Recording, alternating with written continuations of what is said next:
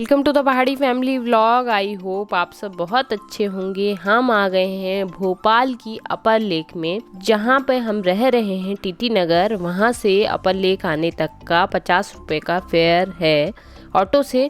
बाकी बस वगैरह का हमें कुछ पता नहीं था, इसलिए हम बस से आए नहीं। हमने अपर लेक में बहुत ही ज़्यादा मज़े किए। हमें यहाँ का व्यू बहुत ही ज़्यादा पसंद आया। आई होप आप सबको भी बहुत पसंद आएगा। अब मैं आपको इस ब्लॉग में बताऊंगी कि हम लोगों का पूरा यहाँ से और भोपाल तक का, उसके बाद भोपाल से आगे तक का कितना फेयर लगा, कितना हमें यहाँ पे खर्चा आया। तो पहले मैं शुरू करती हूँ देहरादून से दिल्ली तक का। देहरादून से दिल्ली तक का हम लोग बस में आए थे, तो उसमें हम लोगों को लगा था 395 रुपये, मतलब 395 रुपीज़ पर पर्सन। और अगर हम ट्रेन से आते तो हम लोगों को लगता 175 रुपीज़ पर पर्सन।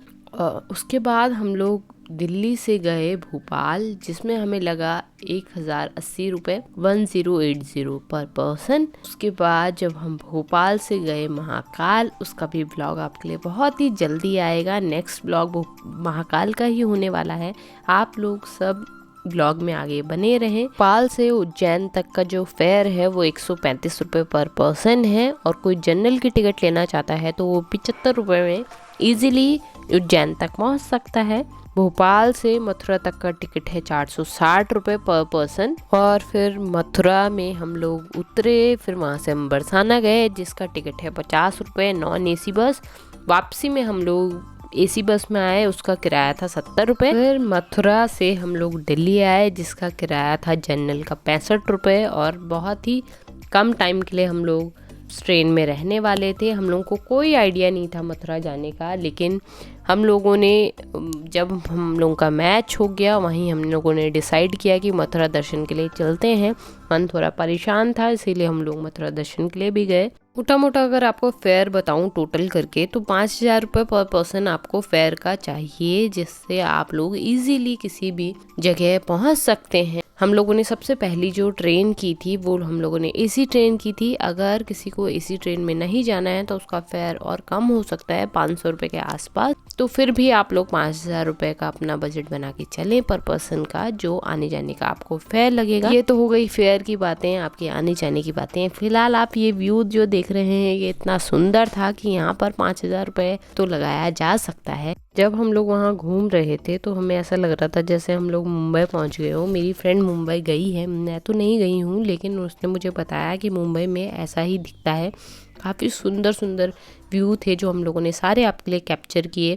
वीडियो में अगर हम लोग ये सब कुछ कैप्चर करते तो उतना सुंदर शायद नहीं लगता, इसलिए हम लोगों ने फ़ोटोज़ में सारी चीज़ें कैप्चर की, और जो जो सारी सुंदर सुंदर फ़ोटोज़ थी सबको कलेक्ट किया आप लोगों के लिए। ये हमारी अपर लेक की लास्ट फोटो है। अब हम लोग निकले जब, तो हमें रास्ते में यहाँ का एक स्ट्रीट फूड मिला। जैसे हम लोग के यहाँ मूंगफली मिलती है, यहाँ पे भी मूंगफली मिलती है, लेकिन मूंगफली की जगह यहाँ पर हरा चना अक्सर देखने को मिलता है। जैसे हम लोगों के यहाँ पर सर्दियों में भट्ट भून के खाए जाते हैं, उसी तरीके से ये हरा चना यहाँ पर भून के खाया जाता है, नमक में से भुना जाता है। मैंने इसे टेस्ट किया तो मुझे तो ये अच्छा लगा। आप लोग कभी भोपाल जाओ तो इसे टेस्ट जरूर करना। फिर हम लोग वहाँ से आगे बढ़े। यहाँ पे हमें दिखी एक टोकरी बनाने वाली आंटी, जो टोकरियाँ बना रही थी बहुत सुंदर सुंदर तरीके से। यहाँ पर हस्बैंड वाइफ बच्चे सभी के सब मिलकर ये लोग इस तरीके से काम कर रहे थे, काफ़ी मेहनत कर रहे थे। बच्चे वगैरह भी सब वहीं बैठे हुए थे, और वो बच्चे जो थे वो चने का साग, जो हमने आपको चना दिखाया, उसका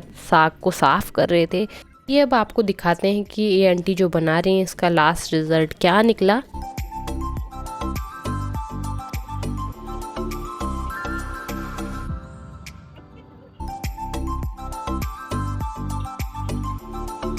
ये रहा फाइनल रिजल्ट आपके सामने है। इस तरीके से वो और भी टोकरियां बनाते रहते हैं। पे और भी बहुत सारी चीज़ें थी, जैसे सुप्पा, हाथ वाला पंखा और सारी चीज़ें। जो सूप होता है जिसमें टोकरियों में हम लोग खाना रखते हैं। कई पहले के टाइम में ये जो बड़ी बड़ी टोकरियां आपको ढक्कन वाली दिख रही है, इसमें कलियो जाता था, लेकिन अभी हमारे यहाँ पे देखने को मिलती नहीं है। अब तो हमारे यहाँ पर नॉर्मली चीज़ें सारी मॉडिफाई होके चेंज कर दी गई हैं। तो इस तरीके से वहाँ पर और सारी चीज़ें बन रही थी। सारी चीज़ें जैसे मैंने आपको बताया था, साग छिल रही थी बच्ची, वो सारी चीज़ें भी हमने आपके लिए कैप्चर की।